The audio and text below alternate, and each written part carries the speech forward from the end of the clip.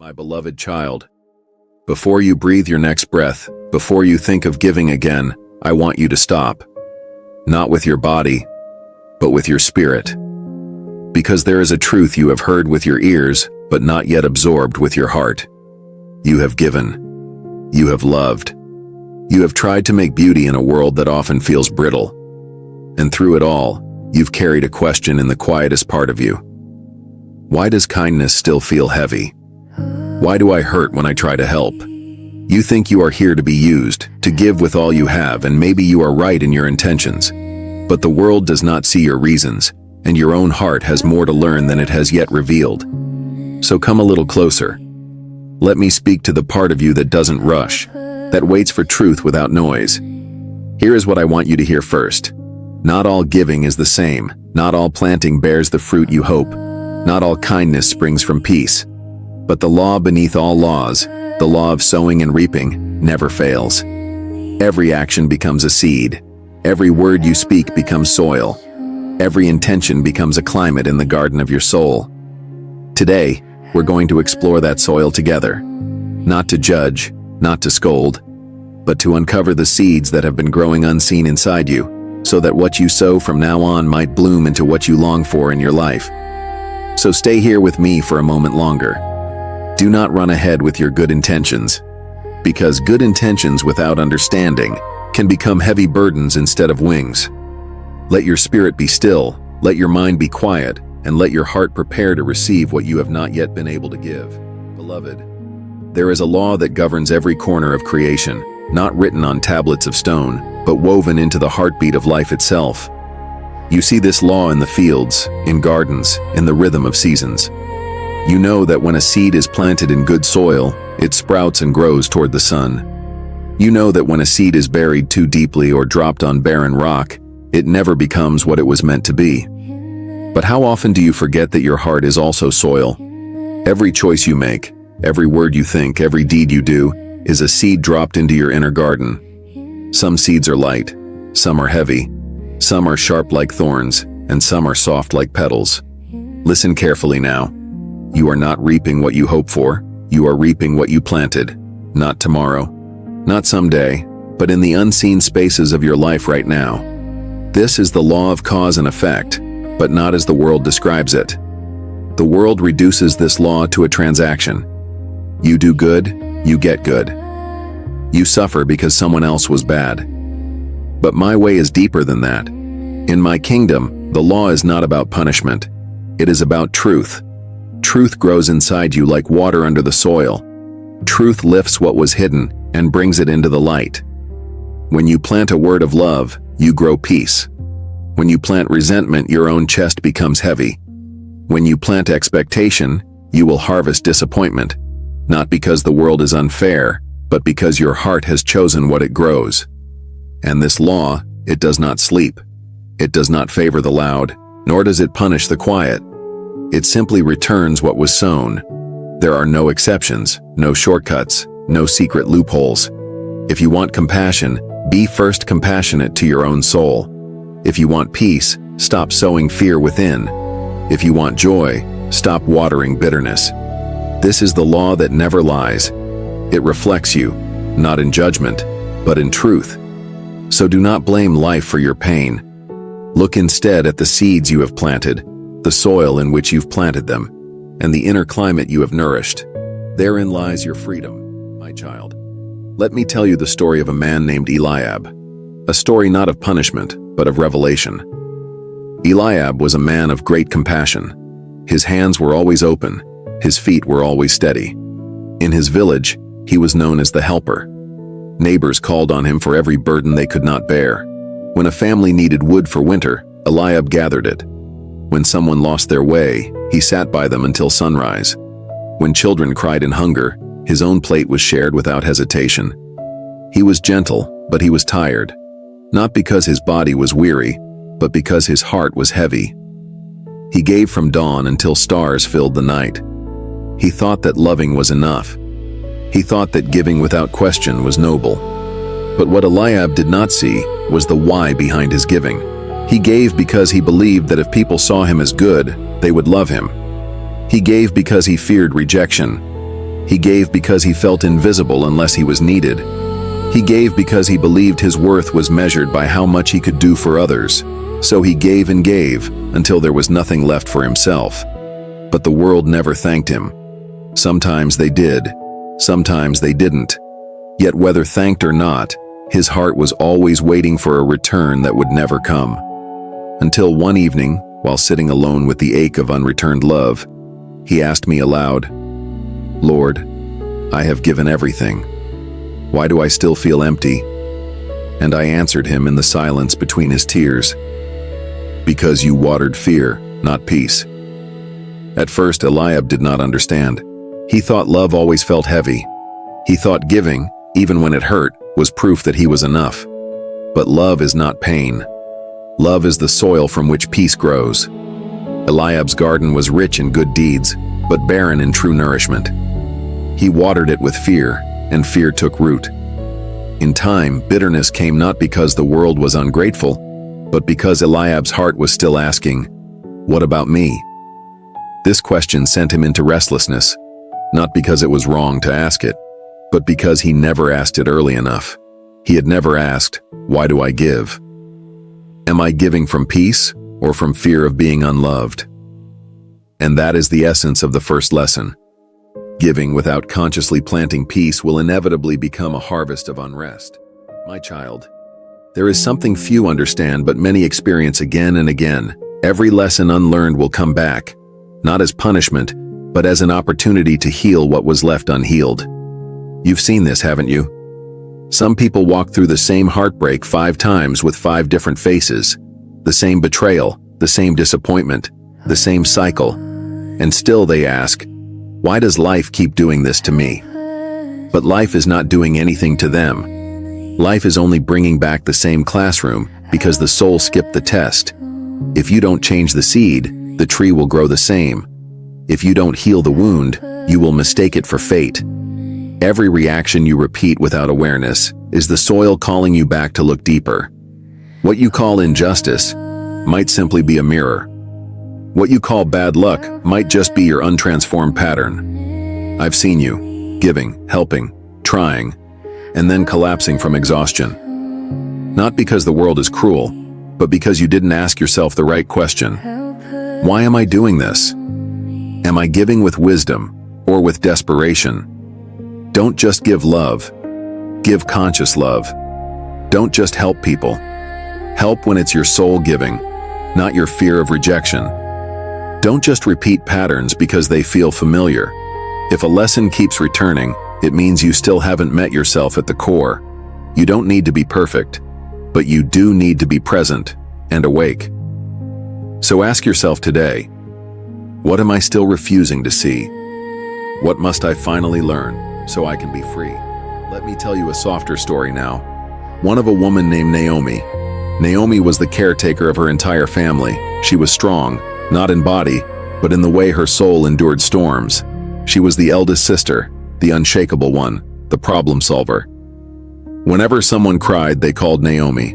Whenever someone broke down, she held them. Whenever someone ran out of money, she gave without asking. But Naomi had a secret pain. No one ever asked how she was. People leaned on her, but never looked into her eyes. They loved what she gave, but forgot who she was.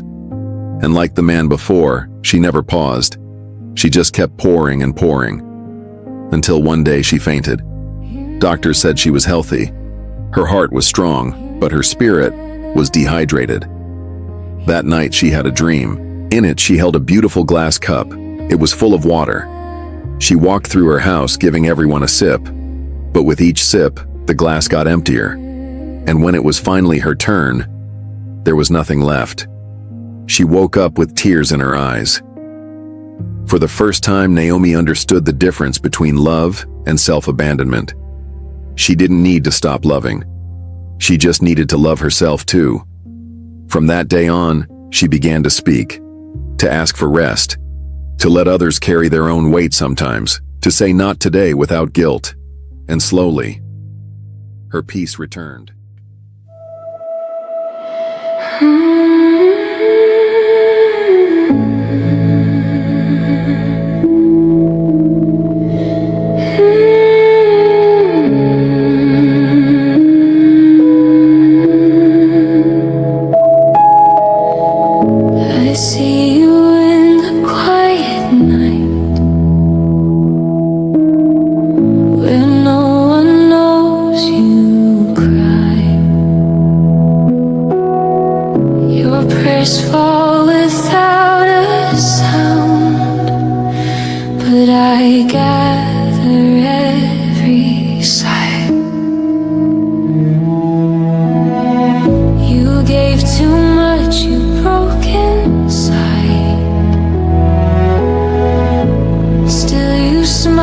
stay polite, but pain is not your only name.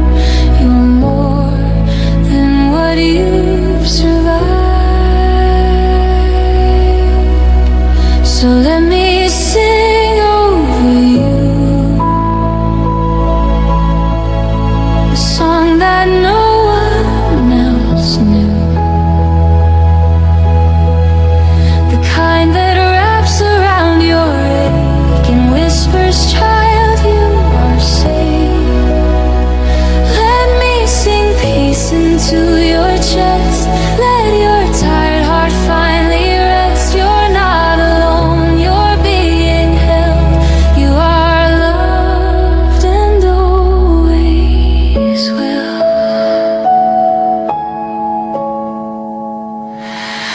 Rise, my dear, from dust and flame. Your soul remembers heaven's name. Don't be afraid to start again. The light ahead will know your pain. So I'll keep singing over you, even when you don't believe it's true. I'll sing until your hope returns, until your tears no longer burn. Let me sing peace into your chest. Let your tired heart finally rest. You're not alone, you're being held. You are loved and always will. I am here. You are not forgotten.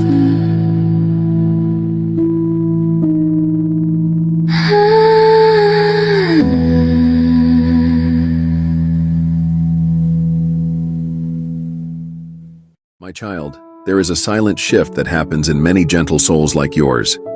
A shift so quiet you might not even notice it, until it becomes a wound. It begins with kindness. It begins with pure love. You give. You help. You stay up late to listen. You say yes when you're already tired. You say I'm fine when your soul is not. And for a while it feels right. But slowly, when the love is not returned, when the silence becomes normal, when no one sees your efforts, your heart begins to change shape. You begin to count. You begin to expect. You begin to whisper inside, why does no one do for me what I've done for them? This is not because you are selfish, but because your soul is speaking, saying, you forgot to give to yourself. Unbalanced giving eventually becomes hidden resentment. And that resentment, my child, is like a slow-working poison. It clouds your joy. It stiffens your breath. It disturbs your sleep. Bitterness is not loud at first. It begins like a sigh in the dark and ends like a storm in the soul. You were not made to live like that. And I want to tell you something few dare to say. Not every sacrifice is holy. Not every yes is kind. Some sacrifices are born of guilt. Some kindness is driven by fear. Some yeses are spoken because you forgot how to say no. Let this truth set you free. You do not need to overgive to prove you are good. You do not need to overstay to prove you are loyal. You were not created to be emptied. You were created to be balanced, like the sun and moon, like the tides, like my breath in you. So give. But give from fullness, not from fear. Help. But help where your peace remains intact. And most of all, stop when you need to stop. Because when you don't, when you continue giving while exhausted, you do not become more loving, you become resentful.